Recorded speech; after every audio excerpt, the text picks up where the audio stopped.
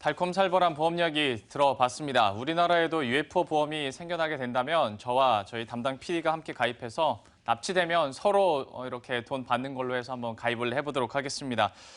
이혼보험, 테러보험, 그리고 홀인원보험 참 여러 가지 보험들이 있네요. 여러분들에게도 좀 흥미로운 점과 함께 도움이 되셨으면 좋겠고요. 현장 플러스 바로 이어가 보도록 하겠습니다. 앞서서 오프닝에서도 제가 한번 말씀을 드렸는데 이런 대출과 관련해서 좀 변화가 있고요. 그것이 실제로 우리 이야기가 될 수 있기 때문에 한번 자세하게 이 부분 다뤄보도록 하겠습니다. 현재 스튜디오에 경제금융부 최보영 기자 나와 있습니다. 어서 오십시오. 안녕하세요. 네, 안녕하세요. 은행 대출이 바뀐다고는 제가 우는 띄어놨습니다만 구체적으로 어떻게 바뀌는지는 기자께서 좀 얘기를 해주셔야 될 것 같습니다. 내년에 어떻게 바뀌나요? 네, 기존에 담보만 보고 대출을 해주던 관행을 좀 깨고 앞으로는 빚 갚을 능력을 좀 깐깐하게 심사해서 대출해주겠다. 이것이 핵심입니다. 네. 정부는 1,200조 원까지 불어난 가계부채를 관리하기 위해서 은행들한테 대출 심사를 강화할 것을 주문했습니다. 현재 은행 실무진들을 중심으로 정부 대책을 반영한 여신 심사 강화 방안을 마련하고 있고요. 이를 은행연합회가 이달 안에 발표할 예정입니다. 초안이 담긴 주요 내용을 보면 우선 원금은 놔두고 이자만 갚아나가는 장기 거치식 대출이나 일시상환 대출은 사실상 퇴출되고 변동금리 대출은 한도가 줄어드는 것이 골자입니다. 잠깐만 정리를 해보면 장기 거치식이나 일시 상환 대출을 그러니까 이제 좀 배제를 한다는 거잖아요. 그리고 변동금리 대출도 어느 정도 좀 축소한다는 건데 그렇다면 이제 남은 게 분할 상환이랑 고정금리 대출 정도밖에 없는 거잖아요. 네, 그게 이번 대책의 핵심입니다. 예. 좀 처음부터 갚아나가는 구조, 좀 갚을 수 있는 만큼만 대출하는 구조를 만들기 위해서 이 변동금리나 거치식, 일시상환 대출은 시장에서 좀 퇴출하기로 방침을 세운 겁니다. 우선 은행권은 내년 1월 신규 주택담보대출은 분할 상환으로만 취급한다는 원칙을 세웠습니다. 또 신용이나 소득이 불안한 고부담 대출도 마찬가지고요. 특히 주목할 만한 건 신고소득을 활용한 대출에도 분할 상환만 취급하기로 원칙을 세웠습니다. 은행들은 그동안 주택을 담보로 대출할 때 담보평가에 치중하다 보니까 이 소득 평가에 소홀한 측면이 있었습니다. 예를 들어 신용카드 사용액이나 임대소득 같은 신고소득도 소득으로 인정해주다 보니 실소득을 제대로 평가할 수 없었고 추후 부실이 생길 수 있는 위험이 있었습니다. 때문에 앞으로는 이런 신고소득은 대체로 받아주지 않을 예정인데요. 받아준다고 해도 원금과 이자를 함께 갚는 분할 상환으로만 취급할 방침입니다. 대신 원칙적으로 원천징수 영수증 같은 증빙소득을 받아서 이걸 전산에 입력해 한다는 계획인데요. 예. 이렇게 되면 증빙소득이 취약한 자영업자들이나 임대사업자들은 좀 타격이 불가피할 것으로 예상되고 있습니다. 사실 이 소식을 접한 몇몇 분들은 한때 정부에서 돈 빌려서 집 사라, 뭐 사라 할 땐 언제고 이렇게 대출 심사가 다시 깐깐해지느냐라고 좀 볼멘 소리를 하는 분들도 충분히 계실 것 같은데요. 이 얘기까지 하자면 너무 얘기가 길어질 것 같아서 현재 좀 이런 변화들에 우리가 집중하면서 이야기 풀어나가 보도록 하겠습니다. 변동금리에 대해서도 한번 얘기를 해봐야 될 것 같은데요. 사실 이 부분은 우리가 좀 잘 생각해야 되는 것이 현재 기준금리도 역사상 최저점에 있기 때문에 무조건 어떤 변동금리를 한다고 해서 더 유리한 입장은 사실 아닌데 많은 분들이 변동금리를 하면 내가 조금 더 나아지지 않을까라고 막연하게 생각을 해서 좀 선택을 하시더라고요. 과거에는 기준금리 자체가 높았을 때는 사실 네. 변동금리를 택하는 것이 유리했을 수 있습니다. 네.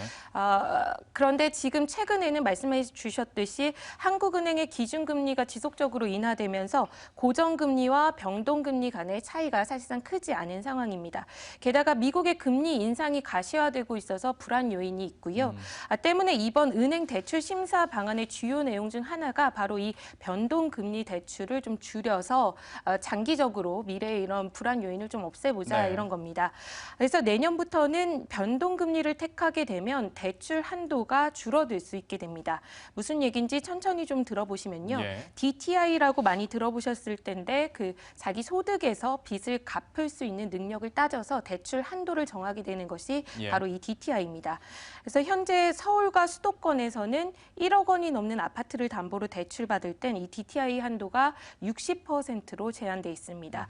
그런데 앞으로는 변동금리 대출을 받으려면 이 DTI를 산정할 때 은행들이 스트레스 금리라고 해서 미래 금리 인상 가능성을 좀 가산해서 이 DTI를 산정하게 됩니다. 이 스트레스 금리에 대해서는 한번 좀 짚어봐야 될 것 같아요. 사실 이렇게 우리가 친근한 단어는 아니기 때문에 그렇습니다. 그러니까 약 한 3에서 5년 기준으로 했을 때 지금이 만약에 4%라고 하고 한 3년에서 5년 후에 6%까지 뛰면 스트레스 금리가 2%라는 거죠.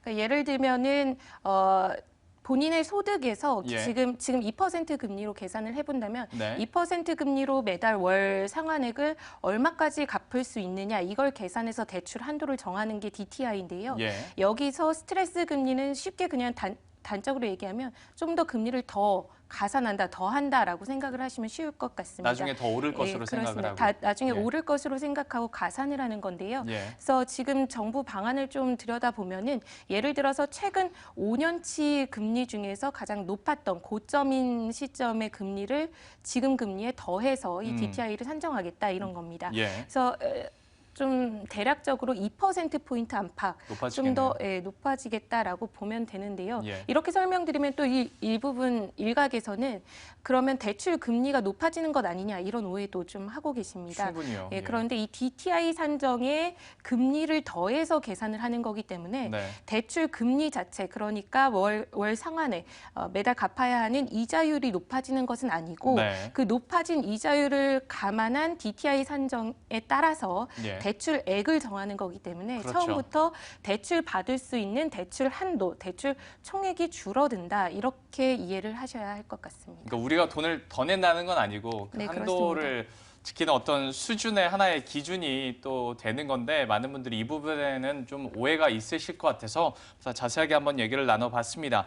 결국 뭐 이렇게 되면 부채 상환 능력을 강화해야 된다는 것 자체가 DTI를 강화한다는 거 아니겠습니까? 네, 그렇습니다. 현재 주택담보대출에는 이 DTI랑 LTV 규제가 적용되고 있습니다. 예. 그런데 이 부채 상환 능력, 빚 갚을 능력을 좀 더 깐깐하게 심사하겠다는 것은 결국에는 사실상 DTI를 강화하겠다는 얘기겠죠. 이 DTI 규제 자체를 건드리는 것에 대해서는 정부도 좀 부담이 크기 때문에 사실상 이 DTI는 수도권 1억 원 이상 아파트에만 60%로 제한하는 DTI 규제는 그대로 두고 나머지 이제 심사 관행을 좀 바꾸겠다 이렇게 좀 선회한 대책을 내놓은 겁니다. 전국적으로 그러니까 사실 이 은행들이 이 자체 스트레스 DTI 등을 심사하게 되면은 예. 결국에는 지금은 수도권에만 적용되는 DTI 규제가 전국적으로 확산된다 이렇게 볼 수 있는 겁니다. 또 여기다 DTI보다 한층 더 강력하다고 볼 수 있는 DSR이라는 개념도 새롭게 도입됩니다. 예. DSR은 그 대출자의 상환 능력을 평가하는 DTI에 기존의 다른 부채들까지 모두 더해서 계산하는 신개념인데요. 예를 들어서 대출자가 이번에 주택담보대출 1억 원을 받으러 왔는데 그 이전에 카드론이나 다른 대출, 다른 부채액이 한 뭐 2천만 원이 더 있다라고 예. 하면 그 2천만 원을 뭐 매달 쪼개서 상환하는 금액이 또 있을 거 아닙니까? 예. 그래서 그쪽에서 상환하는 금액이 얼마인지 그것까지도 모두 이 DTI에 계산에 합쳐서 계산을 하기 때문에 대출 한도가 기존 DTI만 평가했을 때보다도 더 줄어들 수 있는 이런 결과를 낳을 수 있는 조금 더 강력한 방안이다 이렇게 볼 수 있을 것 같습니다. 저도 옆에서 들으면서 자칫 조금만 놓치면 잘 이해를 못할 것 같아요. 약간 쥐가 나기 직전인데 다시 한번 좀 단순하게 원점으로 돌아온다면 그럼 이렇게 규제가 강화가 되면서 단순하게 생각해 봤을 때 만약에 제가 원금을 상환할 능력이 지금 없거나 DTI 규제에 걸릴 만한 큰 돈을 제가 빌릴 거라면 내년보다는 어쨌거나 올해 안에 빌리는 게 좀 유리하겠네요. 그럴 수도 있습니다. 예. 이 은행연합회는 이달 중에 이런 심사 강화 방안을 마련해서 발표하고 내년부터는 좀 은행들이 적용할 수 있게 하겠다 이런 방침입니다. 네. 그래서 당장 내년 1월 신규 대출분부터 이렇게 대출 한도가 좀 줄어들고 또 무조건 원금과 이자를 같이 상환해야 하는 분할 상환 대출만 좀 늘어나게 되는 구조기 때문에 올해 말에 좀 그러니까 이달이죠. 이달밖에 안 남았는데 이달에 좀 대출을 급하게 받아야 되는 것 아니냐 이런 분위기도 좀 많이 확산되고 있는 상황입니다. 사실 이미 지난 7월에 이 같은 내용을 담은 가계부채 대책이 발표된 이후에 대출자들의 동요가 좀 컸습니다. 내년부터 대출받기 어려워진다는 심리가 확산되면서 7월 이후 현재까지 가계부채가 매달 큰 폭으로 늘어나는 모습을 보였는데요. 한국은행 자료를 보니까 지난 8월 가계부채는 한 달 동안에만 7조 7천억 원이나 늘었고 9월에는 6조 2천억 원으로 다소 주춤한가 싶다가 다시 9조 원이나 불어나면서 10월에 다시 9조 원이나 불어나면서 월 가계대출 증가량으로는 사상 최대치를 기록했습니다. 가계부채 대부분이 주택담보대출인데요. 이 역시 보면 8, 9월 각각 한 달 동안 6조 원씩 늘더니 10월에는 7조 원이나 불어나는 모습을 보였습니다. 금융권에서는 대출 심사가 내년 1월부터 강화되는 만큼 이달에 또 큰 폭으로 가계부채가 불어나지 않겠느냐라는 관측을 내놓고 있습니다.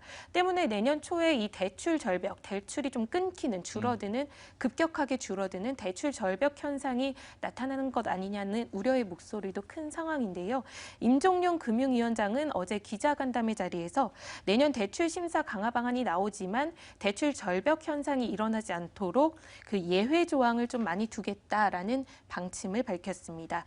예를 들어서 대출자가 구체적인 상환 계획을 제출하거나 또 급한 생활 자금을 목적으로 대출하겠다라는 목적이라면 일정 예외 조항을 적용해서 분할 상환이나 변동금리 상품으로 대출받더라도 불이익을 받지 않도록 조치하겠다라는 설명입니다. 저 약간 좀 의아한 게 예외 조항에 대한 어떤 기준이 나온 게 있나요? 아직 마련 중입니다. 그래서 은행 그 실무진들이 실제로 이 급전을 목적으로 한 서민들이나 혹은 또 이 분할 상환 증빙소득보다 분할 상환할 수 있는 능력이 더 있는데 대출 한도가 줄어드는 피해가 이제 자영업자나 임대사업자들한테 갈 수 있기 때문에 이 여러 가지 모델 가정 상황을 세워두고 지금 좀 평가를 해보고 있는 상황이고요. 이 좀 까다롭게 좀 해보고 있고 예외 조항은 좀 꼼꼼하게 만들어서 이달 안에 따로 또 발표를 한다고 하니까 그때 좀 다시 한번 챙겨봐야 할 것 같습니다. 예, 그러네요. 이 예외 조항 어떤 기준이 뭐 코에 걸면 코걸이, 귀에 걸면 귀걸이가 안 됐으면 좋겠습니다. 이것도 좀 깐깐하게 마련을 해줬으면 좋겠고요. 가계부채에 대해서 얘기를 많이 했는데 마지막으로 기업부채 관리에도 정부가 좀 적극적으로 나서고 있는 것 같아요. 어떤 내용들이 나오고 있나요? 네, 그렇습니다. 이른바 좀비 기업이라고 하죠. 그 번 돈으로 대출 이자도 못 갚으면서 대출에 연명해서 죽어야 하는데 또다시 살아나고 이런 이른바 좀비 기업 퇴출의 정보가 속도를 내고 있습니다. 금융당국은 현재 그 채권은행들이 330개 대기업을 대상으로 신용 위험 평가를 진행하고 있으며 이달 안에 이 결과를 바탕으로 워크아웃이나 법정 관리를 추진할 기업을 선정할 계획이라고 밝혔습니다. 신용 평가에서 C등급을 받으면 워크아웃에 들어가게 되는데요. 이 워크아웃에 들어가게 되면 채권단의 지원을 받을 수 있지만 D등급을 받게 되면 법정 관리에 들어가게 돼서 채권단이 여신을 회수하고 지원을 끊게 됩니다. 앞서 금융당국은 이 중소기업에 대한 신용평가 결과를 발표하기도 했는데요. 175개사를 CD등급의 구조조정 대상업체로 선정해서 지난 2009년 글로벌 금융위기 이후 역대 최대치로 속간했습니다. 때문에 이 대기업 대상업체도 좀 규모가 역대 최대 규모로 커지지 않겠느냐라는 관측도 나오고 있습니다. 네, 이렇게 해서 대출 변화에 대해서 저희가 전체적으로 살펴봤고요. 시간이 많이 갔습니다. 다음 주에 뵙도록 하겠습니다. 시청해주신 여러분 고맙습니다.